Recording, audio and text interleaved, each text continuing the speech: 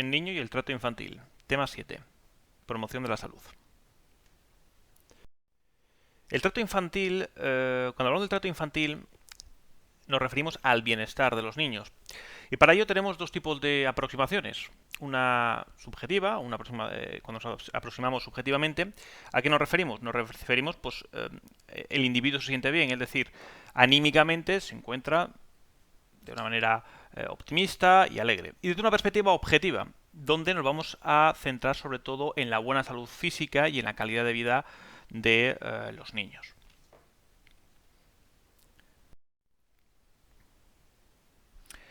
El maltrato infantil, el niño maltratado. Bueno, el cuidado de los niños, por ser estas personas privadas durante sus primeros años de una independencia, está considerado como una responsabilidad social. Pero es difícil determinar cuántos de estos sufren malos tratos y cuáles no. Entonces, detectar estos casos es una labor importante de todos los profesionales sanitarios.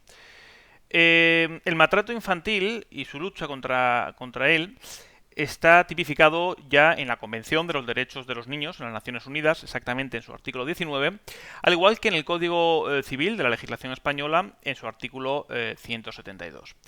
Y podemos diferenciar cuatro figuras principales. En primer lugar, hablamos del maltrato físico. Es un acto que de manera no accidental pues, provoque un daño físico o una enfermedad en el niño.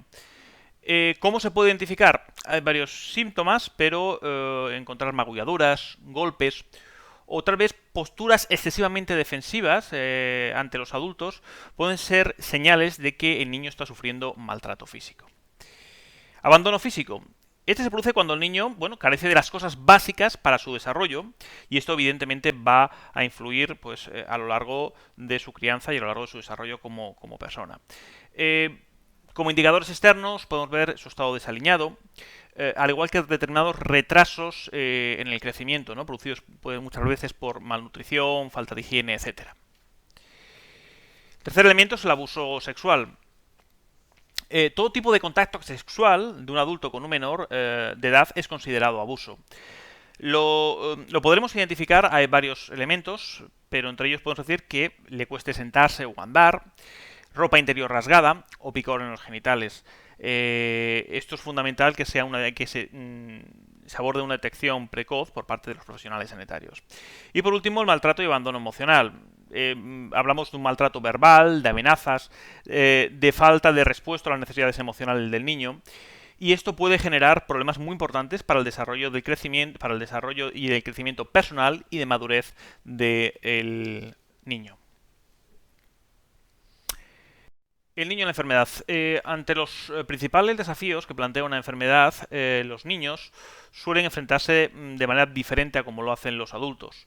Es la razón por la cual los profesionales sanitarios deben ser conscientes de estas diferencias.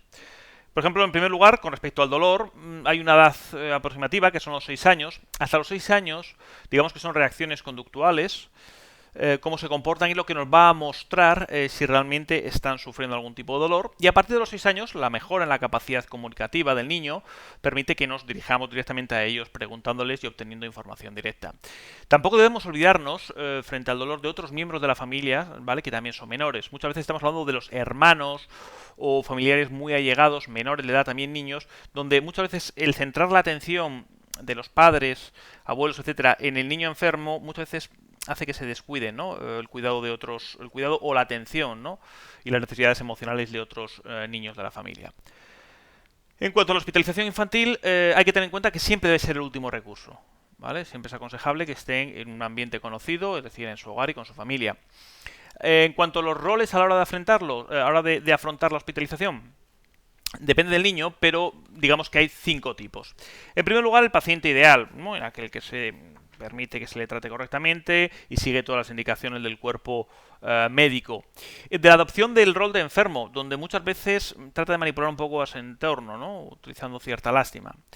También está el del estudiante de medicina, en el cual conoce el vocabulario médico, se involucra con los profesionales sanitarios que le rodean, preguntándoles, siendo curiosos con respecto al material, los fármacos, etcétera. También tenemos el rol de aislamiento, donde no se relaciona con nadie para así tratar de reforzar su seguridad. Y por último, el de salvaje o rebelión, ¿no? Donde hay una protesta, trata de imponerse, etcétera.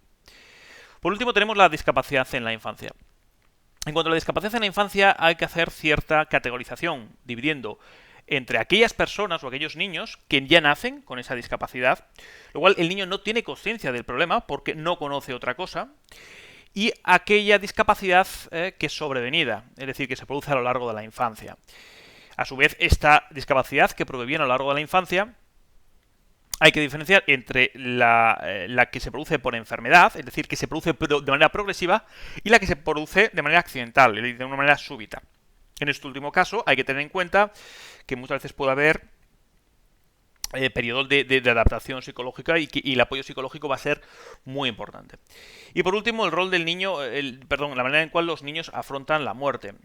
En la sociedad tratamos de proteger a los niños frente noticias negativas, pero sin embargo los niños saben, son conscientes de que ha habido una muerte y obviamente son mucho más frágiles ante este tipo de circunstancias que los adultos. Incluso muchas veces hay que explicarles en qué consisten determinados rituales funerarios que muchas veces entre las personas mayores tenemos ya asumidos, ¿no? Como puede ser el entierro, funeraria, etcétera.